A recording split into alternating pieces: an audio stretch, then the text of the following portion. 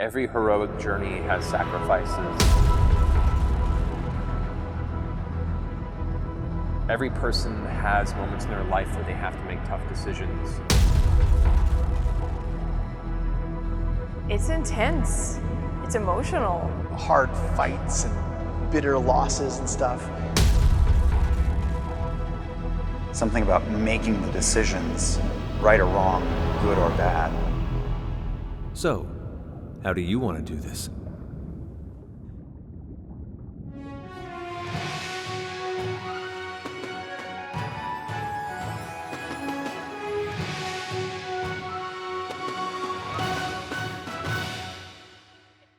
For those of you just joining us, we have been talking about Dunamancy, a field, an area of magic introduced in Explorer's Guide to Wildemount from the world of Critical Role.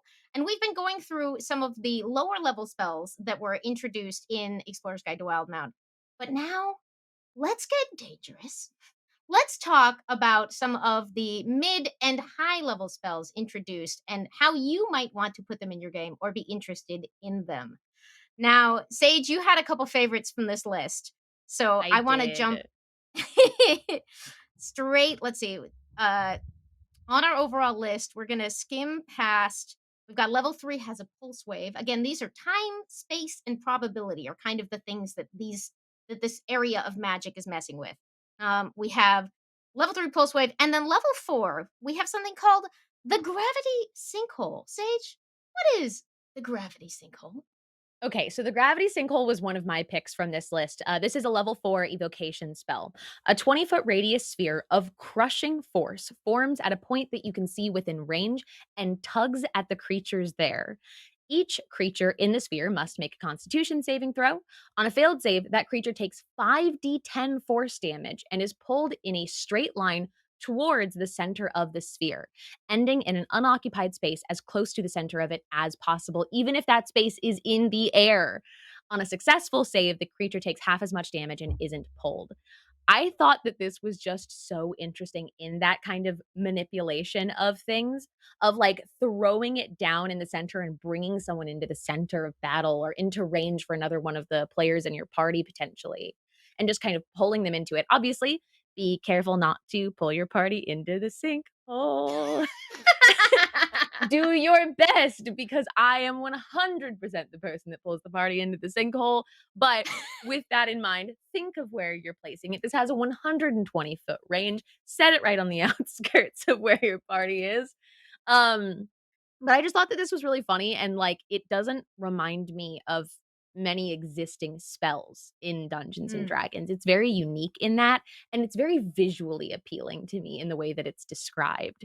It being this kind of like sphere of uh nothingness, of like you could describe it to whatever suits kind of the type of spellcaster you've built, but I picture it as this like antimatter kind of absorbing space in the center of a battlefield. That's really cool to me. Fun to drop on your enemies, fun to potentially drop on your players. See what happens there. Let's see. Trying to think if other than this one is very cool and sounds like a lot of fun. The material component, some of these spells are pretty expensive. This one's not so bad. You just need a black marble for your material component, and it is not consumed. Obviously, it has the issue that they get a Constitution saving throw, but this is the game we play as spellcasters. And yeah, I think it's a great one for the like set them up, knock them down value. If you can manage this in coordination with your party. I love this pick. Just a fun battlefield management, flavorful thing to throw at people. I enjoy a spell that isn't just hit and damage done. Something that has a little more to it, so that I can kind of, as I think I am someone who somewhat easily gets bored in combat. So I have to do things that aren't just like, and I'm gonna hit again. I have to have things to kind of alternate in between my like particularly damaging spells, or if I'm a healer, something in between those that would just switch it up a little bit of what's actually happening in the initiative. I will freely admit to being a person who will never get tired of "I hit him again. Does it work this time?" That's awesome. But I can see very much the appeal of the wide world of other options. And speaking of the wide world of other options, this next one that you picked, I love so much. The level 5 spell introduced in Explorer's Guide to Wildemount, Temporal Shunt. This one I'll read and then we'll get your commentary on. It's a reaction. It's a 5th level transmutation spell that's a reaction taken when a creature you can see makes an attack or starts to cast, makes an attack roll or starts to cast a spell. It's got a 120-foot range. It lasts for a round. You target the triggering creature, which must succeed on a wisdom saving throw or vanish, being thrown to another point in time and causing the attack to miss or the spell to be wasted. At the start of its next turn, the target reappears where it was or in the closest unoccupied space. It doesn't remember you casting the spell or being affected by it. And at higher levels, you can add extra targets to your temporal shunt. Sage, tell me about this one. The last line of that, the target doesn't remember you casting the spell or being affected by it. I just feel like this spell said gatekeep, gaslight, girl boss, and I'm so here for it. It really did.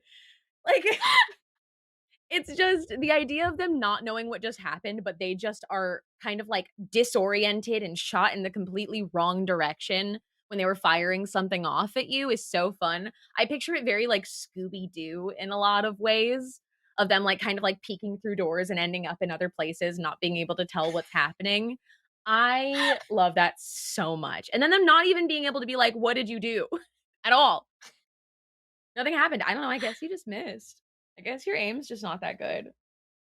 I love that. You know what? I had kind of overlooked that effect of the spell. I was like, oh, it's an interesting thing. But, as a DM, if you wanted to, and this came up in the right moment, you could absolutely have this affect the psychology of the person, have them get frustrated, have them get confused, have them get disoriented, have that play out in other effects, make them angrier. That they can't figure out why you didn't just evaporate. There's a lot of great possibilities there. And I just love the basic idea here, which I think is really interesting. And James talks a bit about in the Spotlight article, is that you have a combination of sort of banishing somebody away for a bit and counterspelling.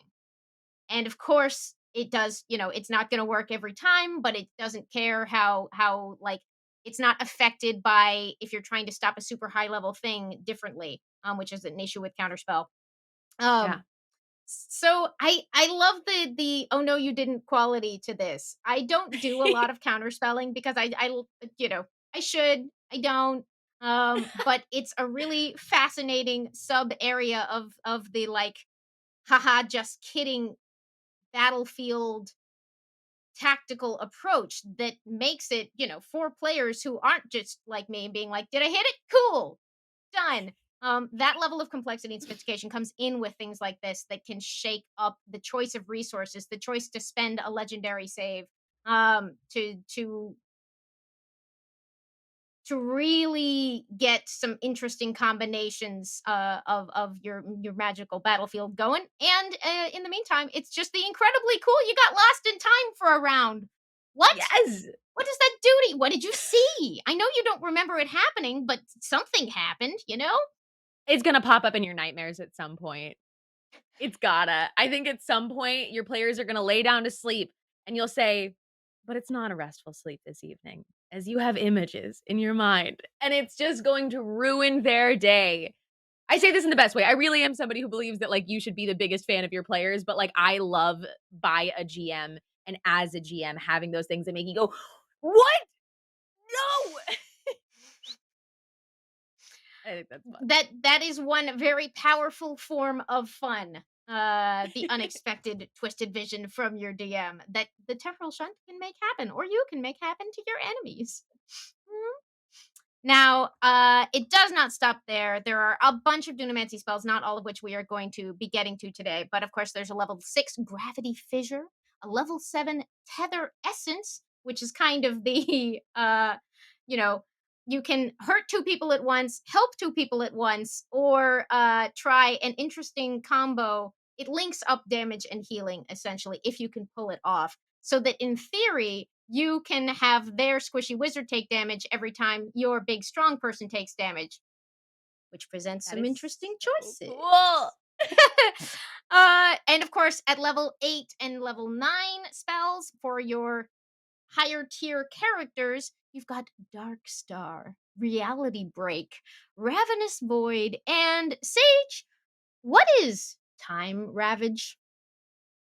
Another one of those that, like, by the name, like, quaking in my boots. I'm so into it. The target creature that you see within range, putting its you target a creature you can see within range, putting its physical form through the devastation of rapid aging. The target must make a Constitution saving throw, taking 10d12 of necrotic damage on a failed save, or half as much damage on a successful one. Now, obviously, this is a 9th level necromancy spell. This is a big deal that you're pulling in. You're not going to be able to casually do 10d12, but like 10d12 is a lot, but 10d12 by sucking the vitality out of them and rapidly aging them is so much more. And it continues. If the save fails, the target also ages to the point where it only has 30 days left before it dies of old age. In this aged state, the target has disadvantage on attack rolls, ability checks, and saving throws, and its walking speed is halved. Only the Wish spell or Greater Restoration cast with a 9th level spell slot can end the effects and restore this target to its previous age. This is one of the most bananas spells I've ever seen in D&D, honestly. Like, it's savage. I do love the idea of like condition on the point of death. It's such an interesting where it's like this can make you fall down. This one means you can't move. This one means you are 30 days from the natural end of your lifespan. Yeah, Like, this it- is The Ring. You watched the tape, Oh. you've got 30 days in this one. Now, of course, in terms of cost and efficiency and everything, this isn't like you said a 9th level spell. So you're going to be what, at least a 17th level wizard before this is even in the picture for you, which means the people that you're up against have buckets and buckets and buckets of hit points. But you need a lot more than hit points. You need some psychological resilience, I think, to come back from this one. And of course, you're going to have to burn whatever it takes to get a wish or greater restoration at 9th level. So you have to fight fire with fire to undo the effects of this, which might not be impossible at that level since we are talking 9th level spells. But it's a pretty serious and incredibly flavorful effect. And also requires you to figure out on the fly what your character or NPC looks, acts, moves, feels like 30 days before the end of their natural lifespan, which is just fascinating.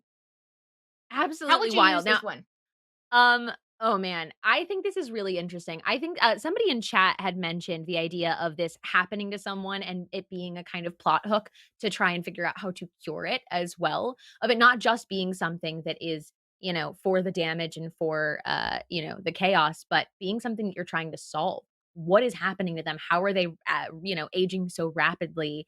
And that There's a kind of ticking clock clock on it. ticking is so powerful. I think that that's really, really interesting. I think that this is one of those call in clutch last minute spells if you're as a player using it in a battle. Like that's the last move where it's like, "Oh my god, this is somebody we've been facing the entire season and now they are they're I don't want to say helpless, but half damage, disadvantage on everything really brings them down to this moment of taking their power away. It could be Mm. so powerful and also very dark. It's sort of like make them stare in the face of entropy. Just Uh, which and given the some of the people that you might be encountering, the end of their natural lifespan could be many hundreds of years away. So it's something that they perhaps have not been considering closely and until just this moment, which is an additional effect. Now, I should note if you're going to do this, you're at 17th level, so I'm going to assume you have some resources. But you are going to right. need an hourglass filled with diamond dust worth at least 5,000 gold pieces, which the spell consumes. So it's not So cheap there's that. exactly. Right. That's what it's But- really an end of the campaign kind of move. This is a boss fight maneuver. Uh-huh. But if you can pull it off, talk about memorable. Also a fun opportunity for somebody to get to play an old person. We love a granny in a campaign. Actually, I have gotten to see you play a lovely old cat and absolutely a gem. We love the cat cavalier in this house. Thank you. Very, very fun. And she would strongly have objected to Time Ravage, despite she was pretty spry. She was very She was spry. from. Mm, let's see. And the final one that we haven't mentioned for the high level spells here, there is a faster Ravenous way to navigate, Void. but I'll never learn it. Ravenous Void. Uh, which I mean, you should definitely read through all of the descriptions of these that are available in the spell spotlight, or at least to get a sense of what you can do here, because a lot of these, especially they're great battlefield manipulation ones, where some of these have effects where an entire zone will affect folks and they will be annihilated if they are reduced to hit point zero by these effects. So that is a real quick way to take a whole lot of people off the board, and an important thing to keep from getting your friends caught in. Um, but you can see that the official schools for these are kind of all over the map, but they are all linked by these time and space and probability sort of themes. So, what kind of character would you build to use magic like this?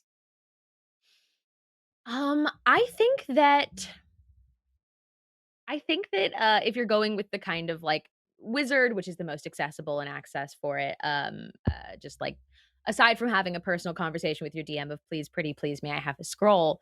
If you're building a wizard, I would build it with these spells in mind. I would build somebody who is focused on staying kind of maybe to the shadows and standing behind to manipulate for the party, understanding that you're going to be somebody that stays out of the battle and out of the way and sets up cool trick shots for the party. So I think that most of that comes down to an RP perspective for me because the power is truly like the power is in this magic. Like I don't have to min max anything up to this point if my focus is using these Dunamancy spells. It's about building a role playing character that is clever and tricky enough, and you yourself using it clever and tricky enough to kind of take to the shadows and manipulate the world around you.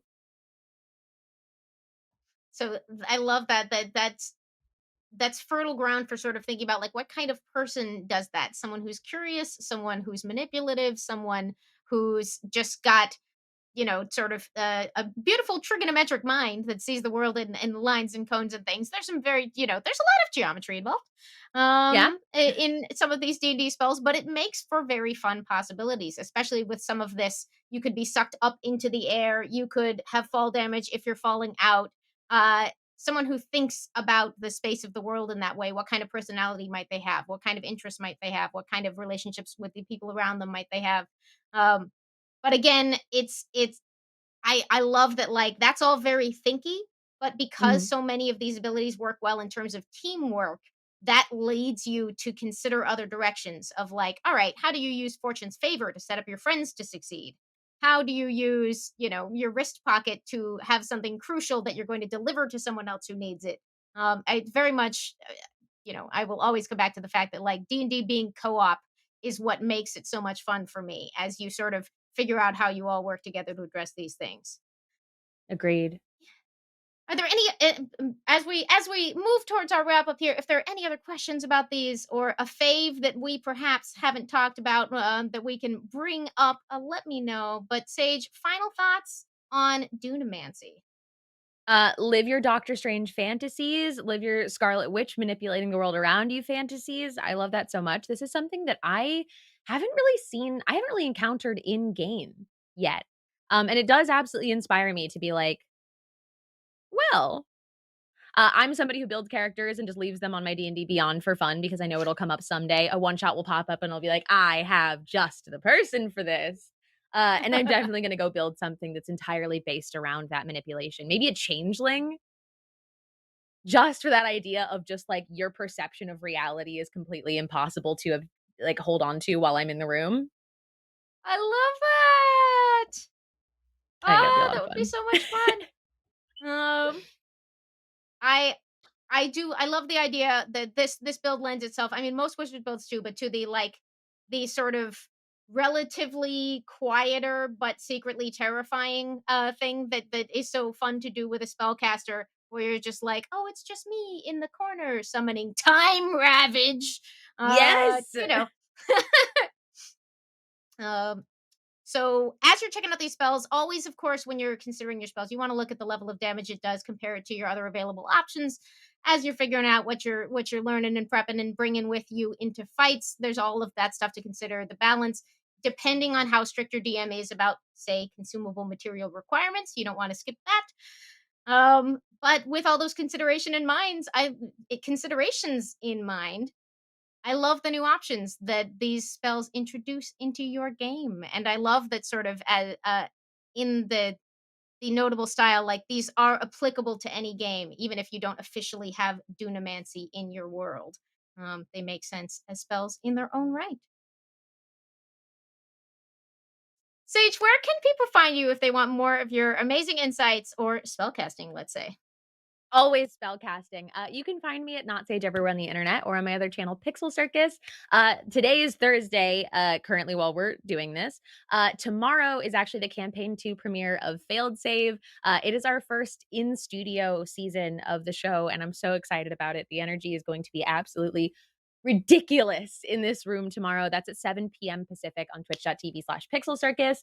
The show is really fun and I'm very proud of it. And it's just a bunch of very, very silly, talented humans doing their dang best. Yeah, I'm also a part of Smosh Games. I'm part of the Black Dice Society on the Dungeons and Dragons channel. I play a lot of D&D. I'm You usually should around absolutely somewhere. track down all of those things, and can confirm, if you were not watching campaign 1 of Failed Save, you have a treat ahead of you on pretty much any given episode. Thank you so much for joining me today. Let Thank us you, know Amy. your favorites. Oh, thank you from Dunamancy in the comments. Maybe load up on these to get ready for Call of the Netherdeep. Check out the pre-orders that are running right now on D&D Beyond. Maybe grab Wildemount or one of these spells a la carte if it just sounds like something you would like to have. And we will see you next time on D&D Beyond. It's D&D.